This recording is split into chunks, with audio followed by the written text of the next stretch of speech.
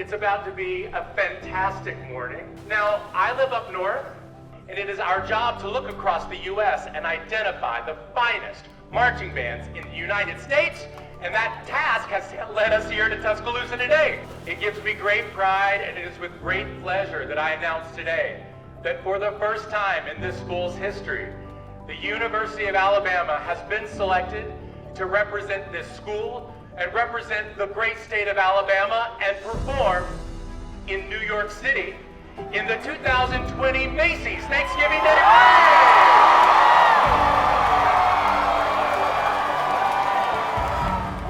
Getting to know that I'm going to march in Macy's was like, that's like a whole other dream that like came true. Like I didn't even know I had. You know, I've grown up watching the Macy's Thanksgiving Parade like every single Thanksgiving for the past 20 years, and getting to know I get to march in that is a great feeling. I was really excited for the opportunity because I have had family members that have marched in it, so I've always wanted to do it, so I thought it was really cool. When they made the announcement about Macy's, I was very excited. I was a little bit disappointed just in the fact that it was going to be a whole nother year, and there was such a big time gap in between that, but it was just nice to know that we were going to be on a national stage and everyone would see us.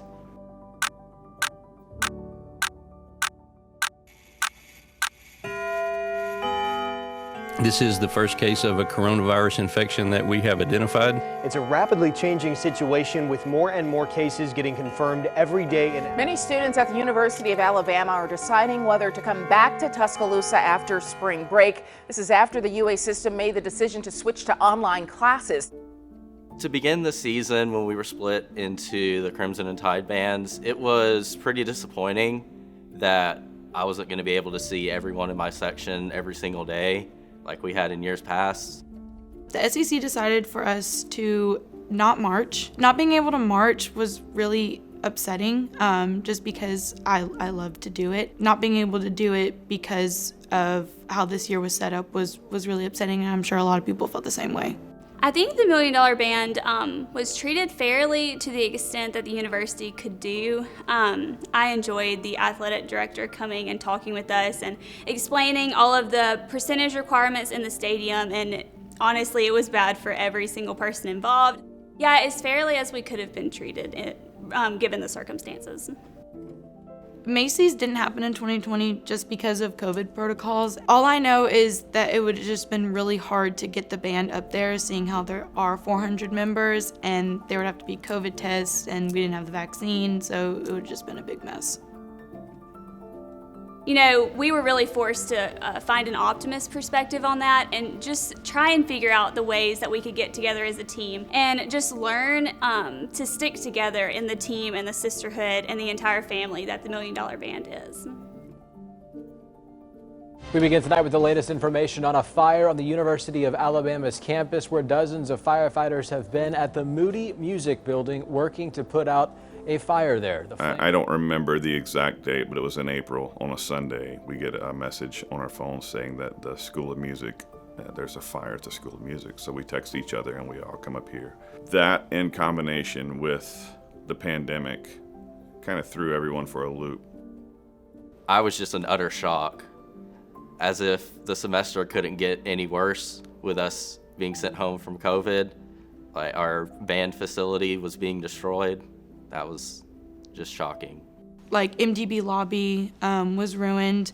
Some of our uniforms were ruined. Our main room that we're normally in was ruined. Our upstairs where the offices are were ruined. You know, the office you're sitting in was absolutely one of the worst damaged of the entire building. Just, you know, those cabinets over there, I went to open one and the front of it just came off in my hands, and there were over 2,000 musical scores in there that were just completely ruined, and it was a devastating fire, and to such a new building is what was astounding to me. I think the university responded very well to the MOODY fire. They immediately provided us with any assistance needed. I remember hearing that within days of when it was extinguished, they already had plans on how to renovate MOODY and what they were going to do to improve upon the damage that was already occurred.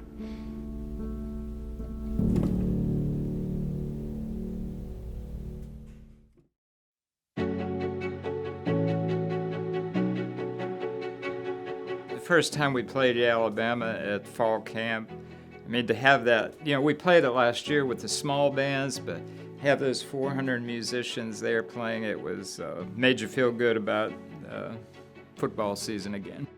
You get kind of lost in it sometimes, but that very first moment of pregame, stepping on the field, and the drum line coming out with Big Al, it definitely wasn't lost on us that we missed this last year, and we're not going to take it for granted.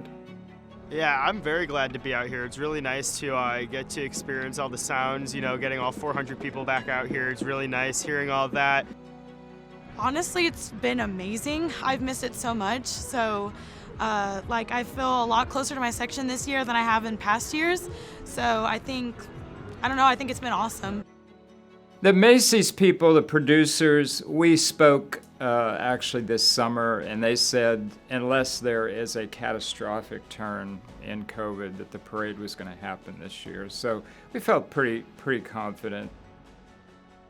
Well, practicing for parade is something that we don't do a lot of because we don't do very many parades. And the unique thing about the Macy's parade is it's in two parts. You have a traditional part of the parade where, you know, all the groups start on Central Park West and they come down and they go around Columbus Circle and then they work their way down to Broadway and then on to Herald Square where Macy's is. So that's sort of the traditional part of the parade. But then at the end of the parade, there's the broadcast part. The broadcast part we're used to preparing for. The parade part, that's where we really kind of have to get up to speed.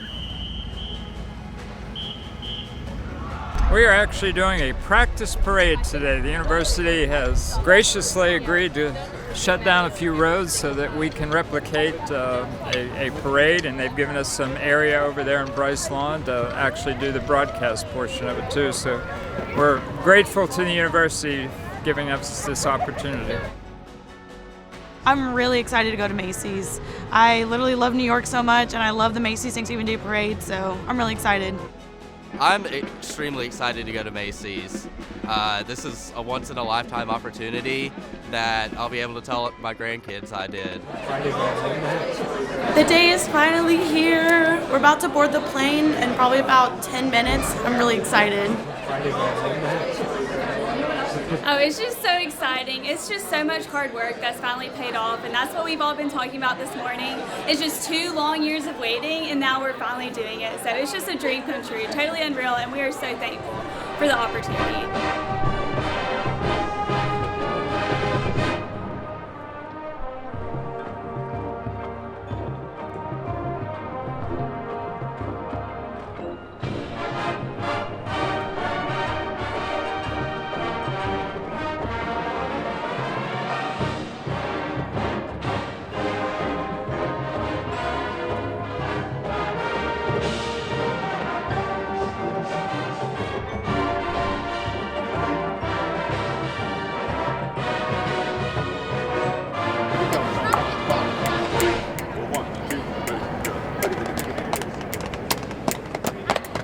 So today we're at our final rehearsal before the parade. We're gonna get our final run-throughs, work over some things, and check it out.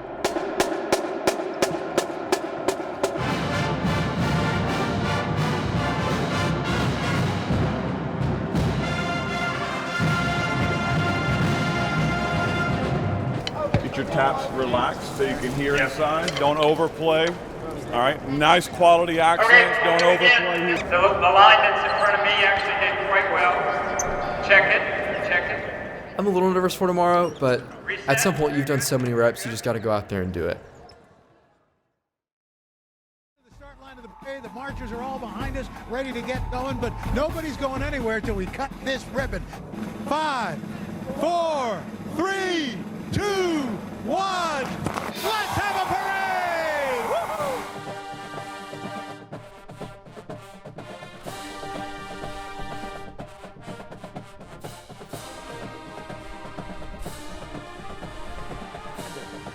From Tuscaloosa, Alabama. To escort the Jolly Gentleman is director Ken Ozello and his massive 400-member University of Alabama $1 million band. Let's listen to their long-anticipated announcement that indeed Santa Claus is coming to town.